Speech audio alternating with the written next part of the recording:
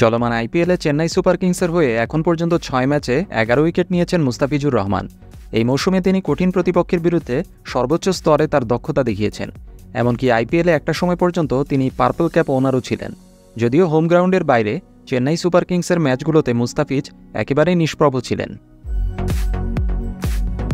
তবে সম্প্রতি এক সাক্ষাৎকারে মুস্তাফিজকে নিয়ে বলা যায় বোমা ফাটিয়েছেন তাঁরই সতীর্থ পেসার শরীফুল ইসলাম।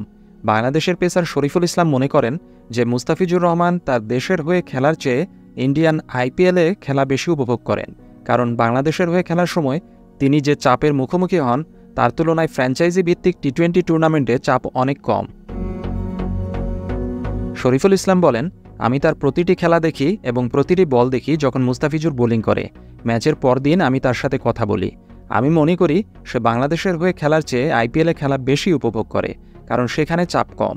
সম্ভবত বাংলাদেশের হয়ে খেলার সময় অনেক বেশি প্রত্যাশার চাপ থাকে এবং আপনি যদি ভালো না করেন তবে আপনাকে প্রচণ্ড চাপের মধ্যে পড়তে হবে। সে আইপিএলে নিয়মিত পারফর্ম করছে, শুধু জাতীয় দলের হয়ে গত 2-3 ম্যাচে সে পারফর্ম করতে পারেনি। আমি চাপ বলতে যা বোঝাতে চেয়েছি তা হলো তার পারফরম্যান্সের কারণে তার উপর সবার প্রত্যাশা অনেক বেশি। গত কয়েক ম্যাচে দেশের হয়ে হয়তো সে প্রত্যাশা পূরণ করতে পারেনি।